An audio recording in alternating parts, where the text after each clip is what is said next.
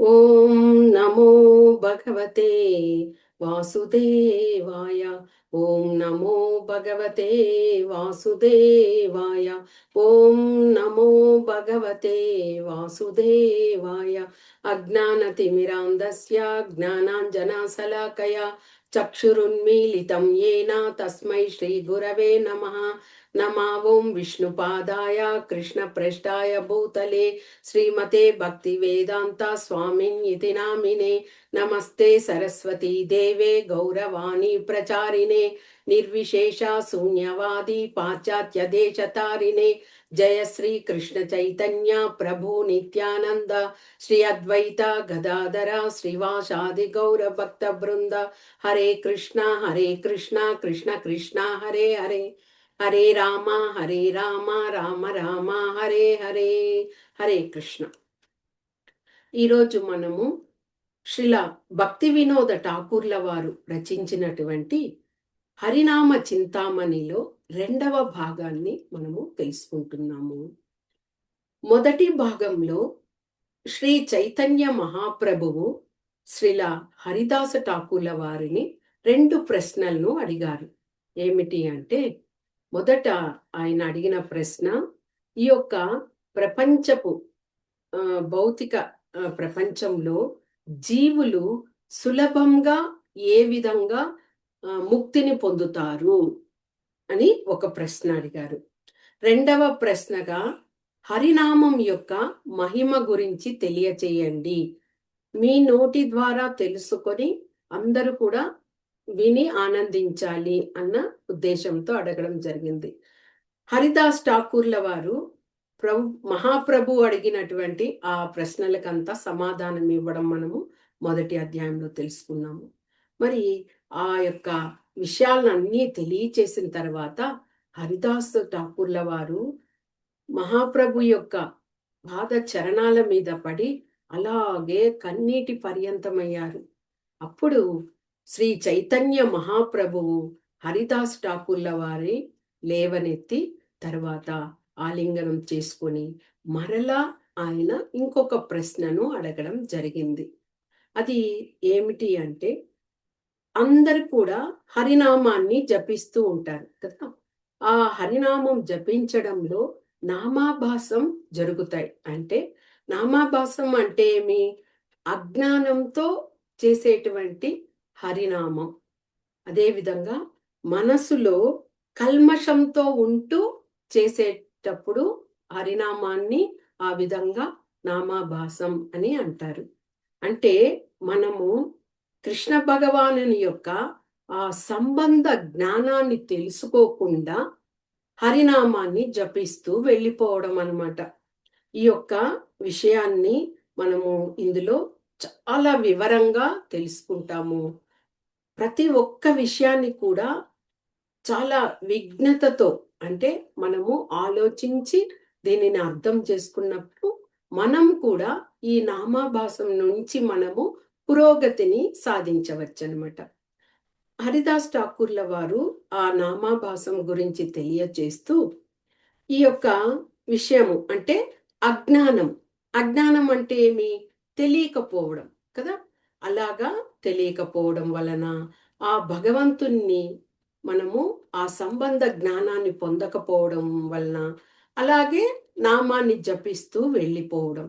అయితే ఈ నామాన్ని జపించడం వలన కూడా, ఈ విధంగా నామాన్ని జపించడం వలన కూడా మనకి చక్కగా సాధన, అంటే మనము ఇప్పుడు ఉదాహరణకు ఒక చిన్న పిల్లవాడు ఉన్నాడు అనుకోండి. ఆ పిల్లవాడు 1 సంవత్సరం వరకు తల్లి సంరక్షణలోనే ఉంటాడు కదా. తల్లి తన ఒడిలో ఉంచుకొని క్రిందకు దింపి మళ్ళీ అతను చూసుకుంటూ అలాగా ఉంటది. మళ్ళీ కొద్ది కొద్దిగా ఏం చేస్తాడు ఆ పిల్లవాడు? ఆ యొక్క తప్పటడుగులు వేసుకుంటూ నిలదొక్కుకొని తరువాత నడవడం ప్రారంభిస్తాడనమాట. అంటే అక్కడ ఎంత సమయం పట్టింది ఆ పిల్లవాడికి. అదే విధంగా మనం కూడా అజ్ఞానంతో, తెలుసో తెలియకో భగవంతుని నామాన్ని నామాభాసతో అలాగ జపిస్తూ వెళ్ళడం వలన, అలాగే సాధన చేస్తూ చేస్తూ అది ఏమవుతుంది? శుద్ధ నామం క్రిందకు వచ్చేస్తుంది. అసలు మనం హరినామము ఆ జపం చేసేటప్పుడు 3 దశలున్నాయి. ఏమిటి అంటే మొదట ఆ నామాన్ని అపరాధంతో చెయ్యడం. రెండవది నామాభాసం. మూడవది శుద్ధ నామంగా చేయడం. మొదటి అపరాధం ఏమిటి మనం చేసేటువంటిది అంటే, మనము హరినామాన్ని జపిస్తూ ఉంటాము. కానీ భౌతికపరమైన విషయాలతో ఆలోచిస్తూ ఉంటాము. అంతేకాకుండా ఈ యొక్క నామము అది ఆధ్యాత్మికమైనది కాదు, భౌతికమైనదే అనుకుంటూ సాధారణంగా మనము హరినామాన్ని జపిస్తూ వెళ్ళిపోతాం. భగవంతుడికి ఆ నామానికి భేదం ఏమీ లేదు అని కూడా అనుకుంటాం. ఆ విధంగా ఆ అపరాధాన్ని మొట్టమొదటి అపరాధం చేస్తాం. ఇక నామాభాసం అంటే జ్ఞానం లేకుండా, ఆ జ్ఞానత తెలుసుకోకుండా చేయడం.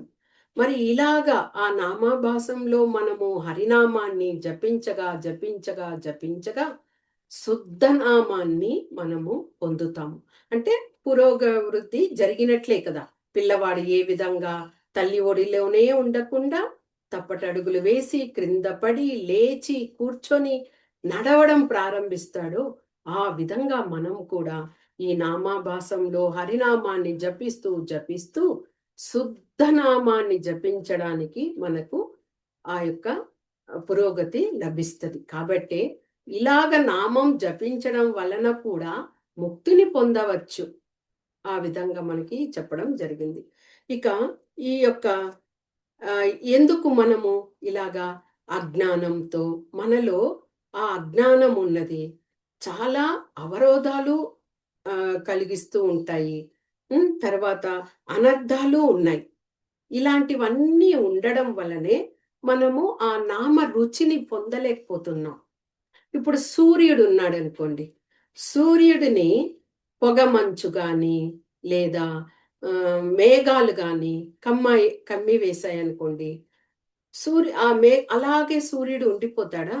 ఆ మేఘాలు పొగమంచు ఇదైపోగానే సూర్యకాంతి మళ్ళీ తేజస్సుతో వచ్చేస్తుంది. అంటే సూర్యుడు అక్కడ యథాస్థానంలో ఉన్నాడు అని అర్థం. అదే విధంగా మన హృదయములలో కూడా ఇలాంటి అజ్ఞానము, అనర్థాలు, ఇలాంటి వాటివన్నింటి వలన మనము వాటిని అంతటితోటి కల్మషంతో ఉన్నాము.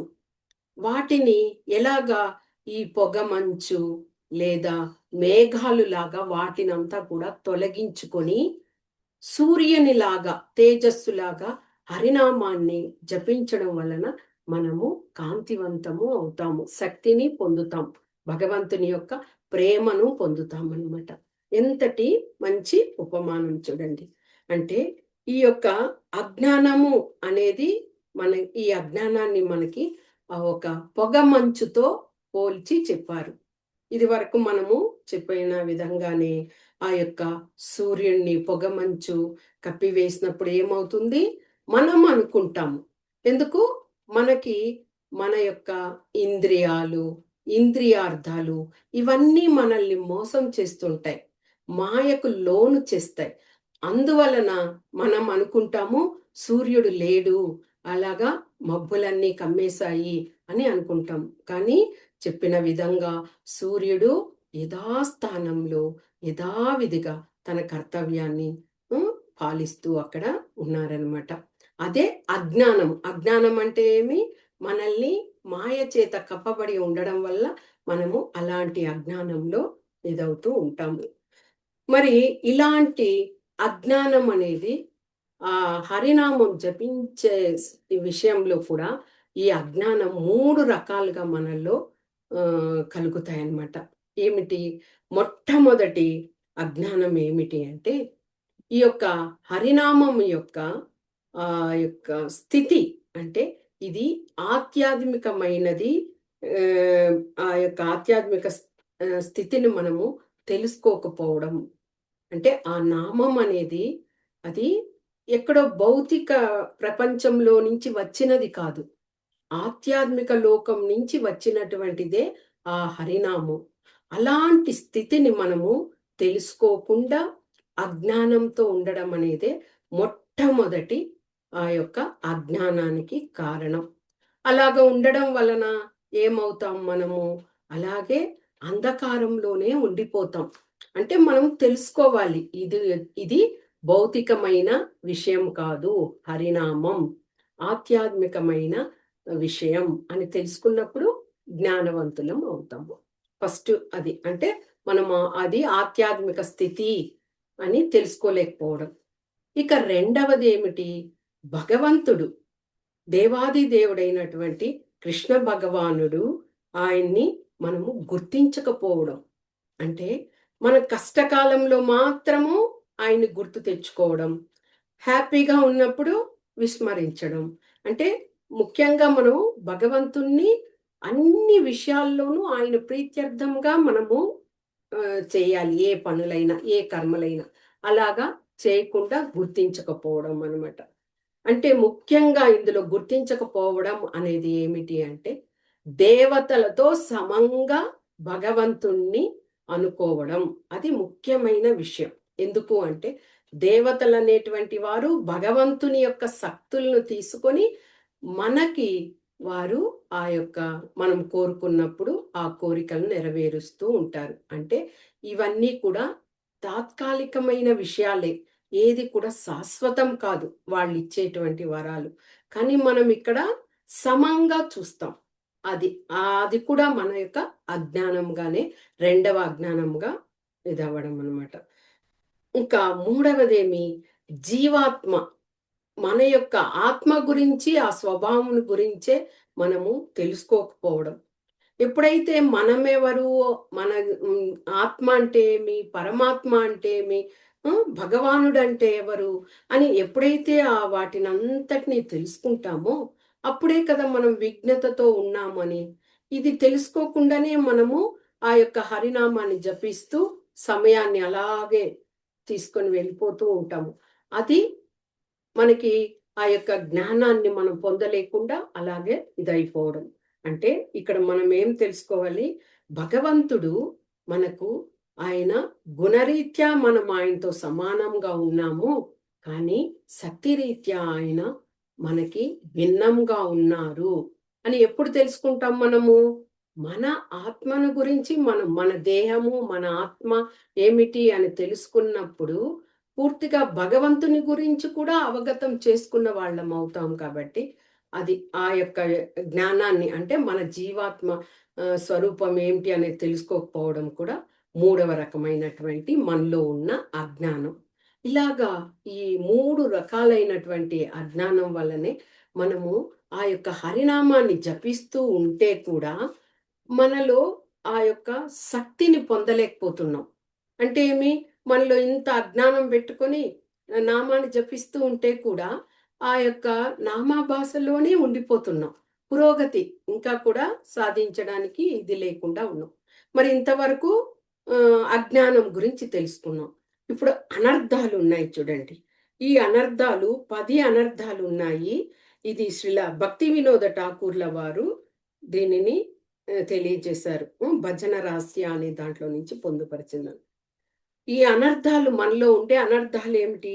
భౌతిక వస్తువుల పట్ల కోరిక, విపరీతమైన కోరికలతో ఉండడం వల్లనే మనము దేనిని కూడా ఆ యొక్క దాటి ఇదవ్వలేకపోతున్నాం. ఇంకా ఈ లోకంలోని భౌతిక వస్తువుల కోసం పాకులాడడం. పైది రెండోది కూడా ఒక విషయంగానే వస్తది. ఇంకా మరణాంతరము మనము స్వర్గలోక ప్రాప్తిని పొందడం కోసం ఇష్టపడడం. మనం స్వర్గానికి వెళ్తే కూడా తిరిగి మళ్ళీ రావాల్సిన పరిస్థితి. కానీ అది తెలీదు. అది మనకేమి అది అజ్ఞానంతో కూడినటువంటి విషయమే కదా! ఇంకా అష్టసిద్ధుల్ని పొందాలనుకోవడము. తర్వాత హ్మ్, బ్రహ్మన్ సాక్షాత్కారం లేదా ముక్తిపై కోరిక.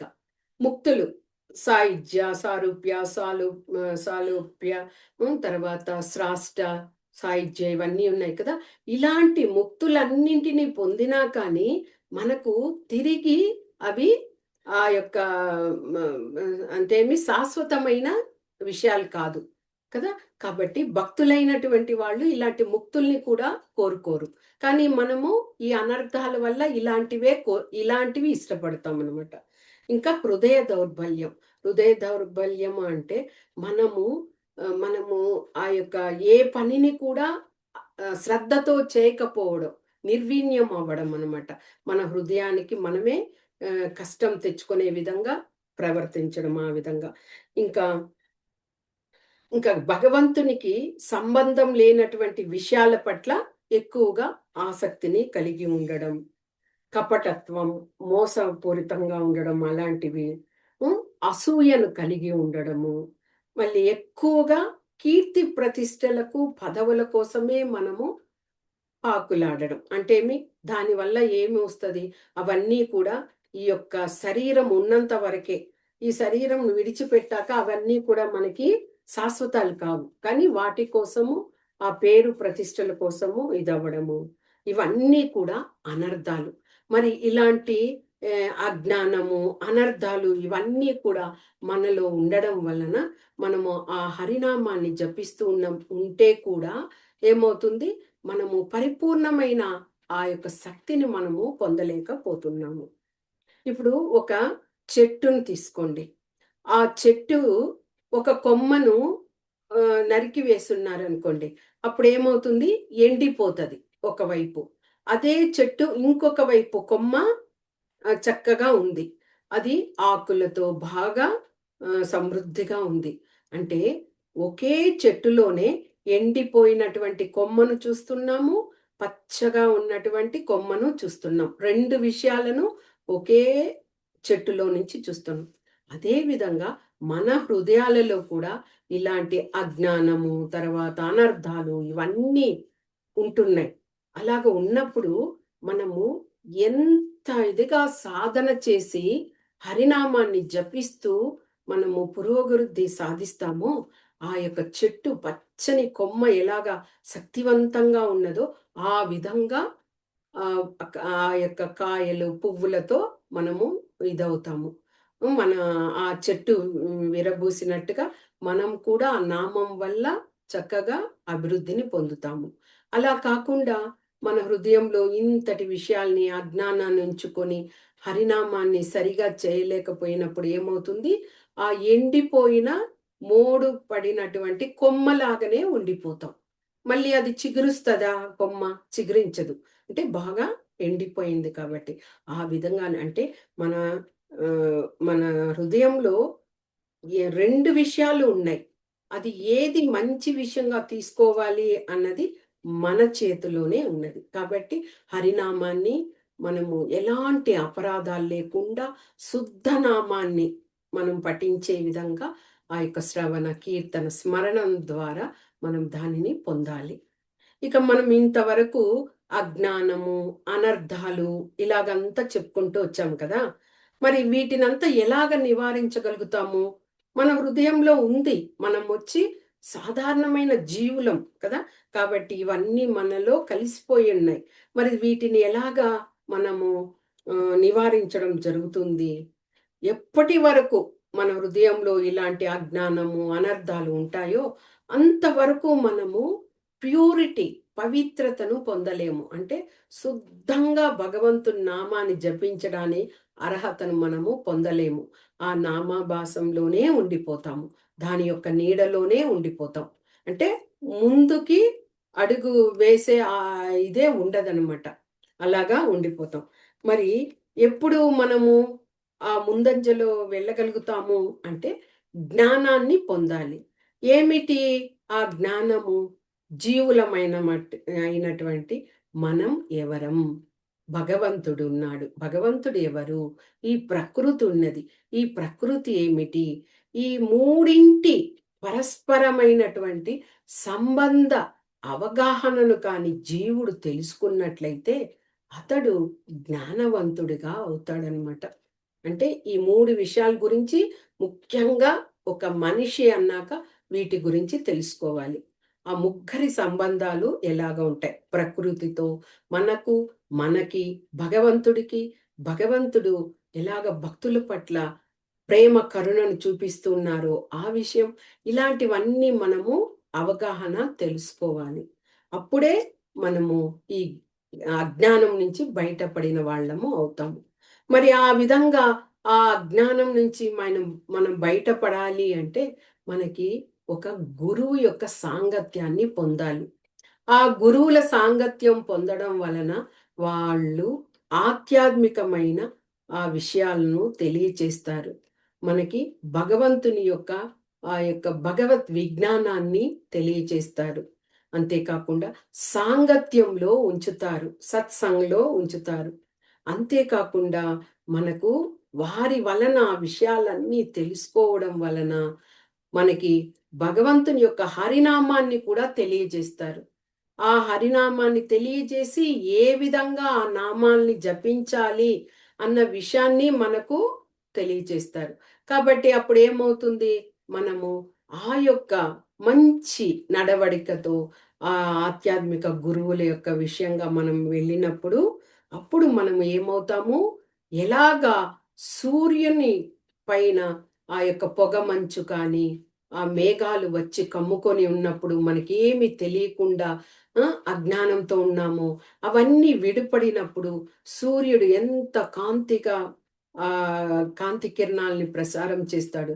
ఆ విధంగా మన హృదయం కూడా పరిశుద్ధమయ్యి ఆ నామం జపించి జపించి చక్కగా మనము శుద్ధాత్మలుగా తయారవుతాం.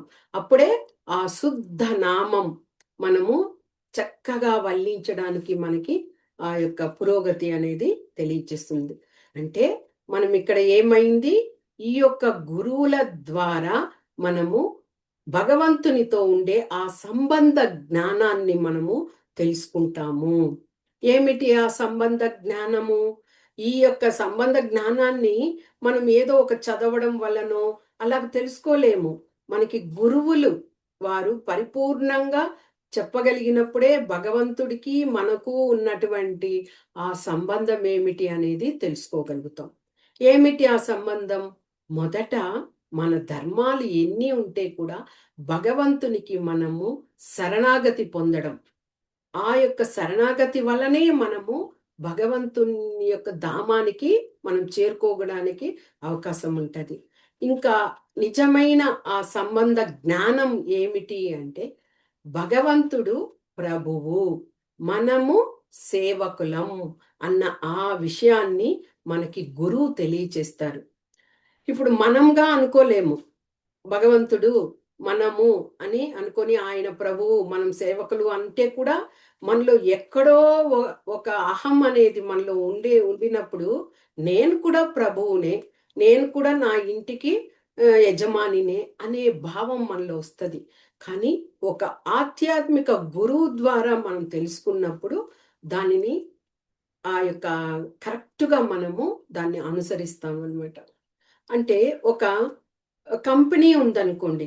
ఆ కంపెనీకి ఆ యొక్క మేనేజర్ అంటే ఆ యొక్క అధిపతి ఆ యొక్క కంపెనీని స్టార్ట్ చేసినటువంటి ఉంటారు కదా! యజమాని. అతడు ఉంటాడు. అతని దగ్గర వర్కర్స్ అంతా ఉంటారు. అప్పుడు ఆ యజమాని, వర్కర్స్ అంతా ఒకటేనా? కానే కాదు కదా! ఎందుకంటే అతడి యొక్క సొంత ధనంతో, అతని యొక్క బుద్ధితో అతడు ఆ యొక్క కంపెనీని మొదలుపెట్టారు. ఆయన వద్ద వీరందరూ పనిచేస్తున్నారు. అదే విధంగానే భగవంతుడు సృష్టించినటువంటి ఆ సృష్టిలో ఆయన మూలంగా మనము వచ్చాము. కాబట్టి మనము ఆయనకు సేవకులము. ఆయన ప్రభువుగా గుర్తించాలి. అదే సంబంధ జ్ఞానము. భగవంతునితో మనకు ఆ యొక్క జ్ఞానం. కాకపోతే మనం ఏమనుకుంటాము? భగవంతుని నుంచి ఇక్కడికి వచ్చేసిన తర్వాత మనం చేసే అన్ని కర్మలకు మనమే కర్తగా అనుకుంటాము. మనమే యజమానిగా అనుకుంటున్నాము. ఆ విధంగా అనుకోవడం వల్లనే మనము ఈ యొక్క భౌతిక ప్రపంచంలో అందమైన ప్రపంచం అనుకుంటున్నటువంటి ఈ ప్రపంచానికి వచ్చాక కూడా మనము ఒక కారాగృహంలో బంధించబడిన వాళ్ళలాగానే ఉన్నాము. ఆ విధంగా ఉంటే కూడా మనము స్వతంత్రులము అని అనుకుంటున్నాము. కానీ భగవంతుడు మనకి స్వతంత్రాన్ని ఇచ్చాడు. ఆ స్వతంత్రాన్ని వినియోగించుకోండి అని కూడా చెప్పాడు.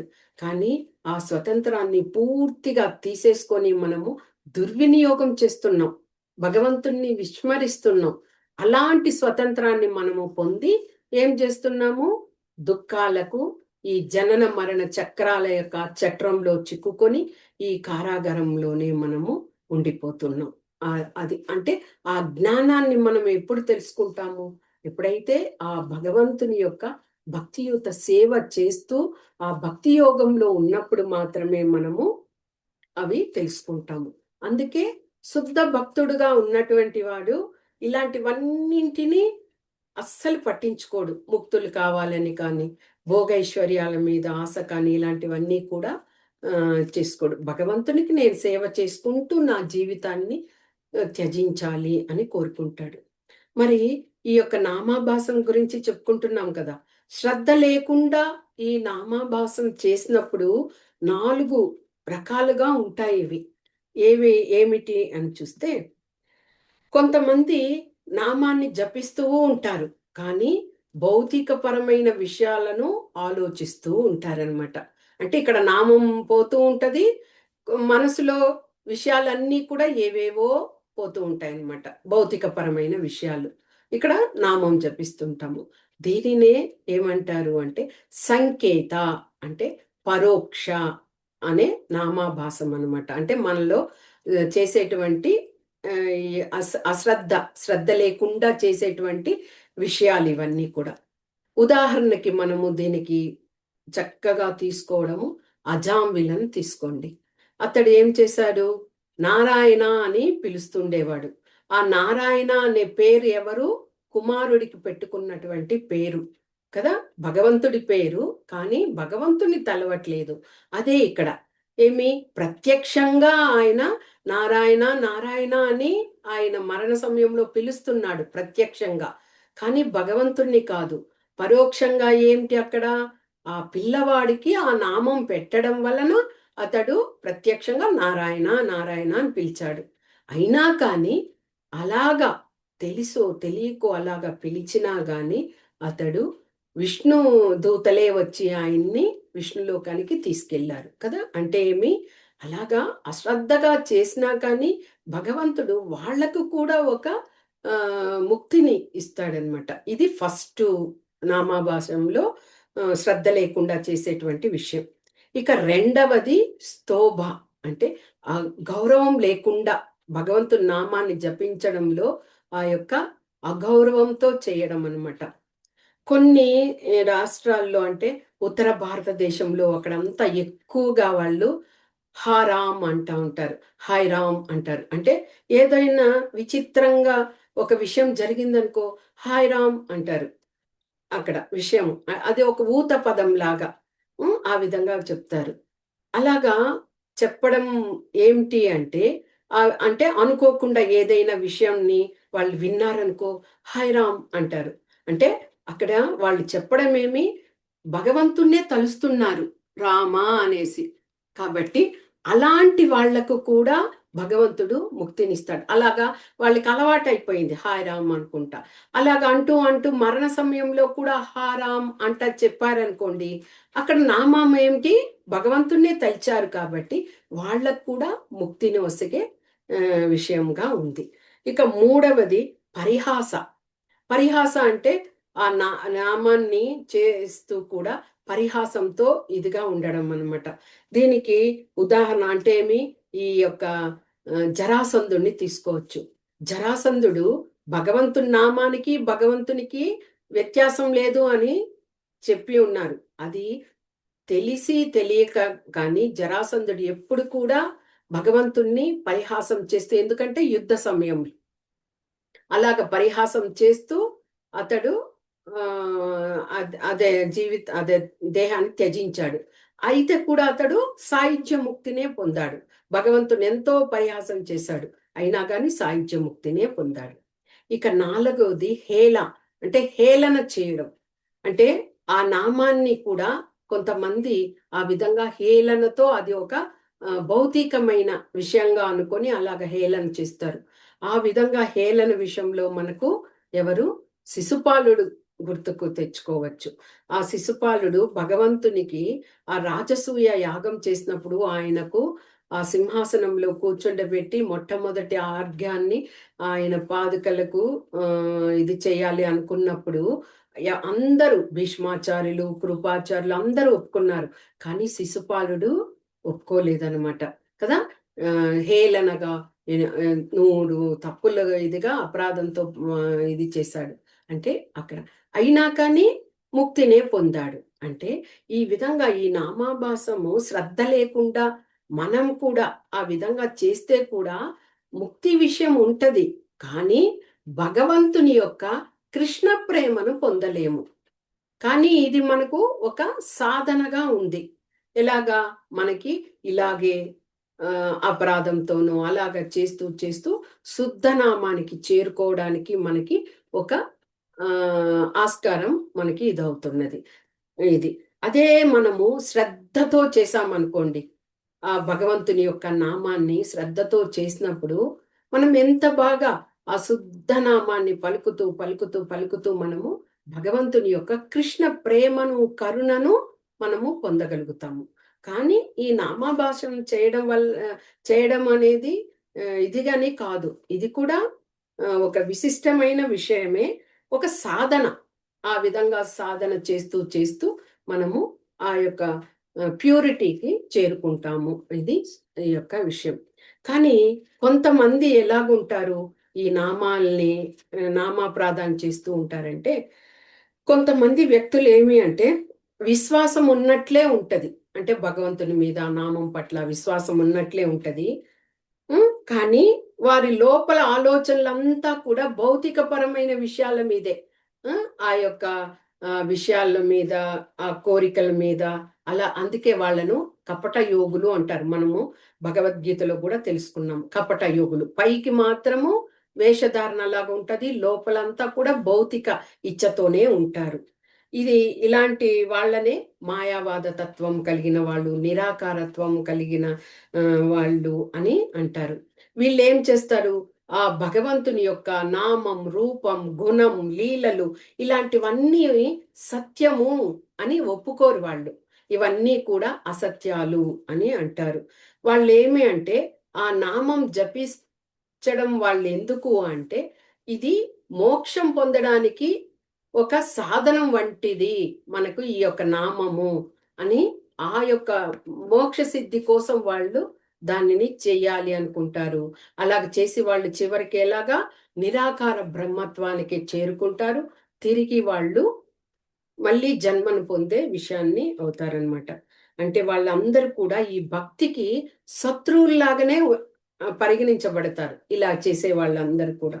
ఇక వాళ్ళు ముఖ్యంగా అనుకోవడం ఏమిటి, ఇది యొక్క ముక్తిని పొందడానికి, భౌతిక సుఖాలను పొందడానికి, ఇది ఆనందంగా ఉండడానికి మాత్రమే ఇలాగా నామాన్ని జపిస్తూ మనం తరించాలి అనే ఆ యొక్క దృక్పథంతో ఉంటారు.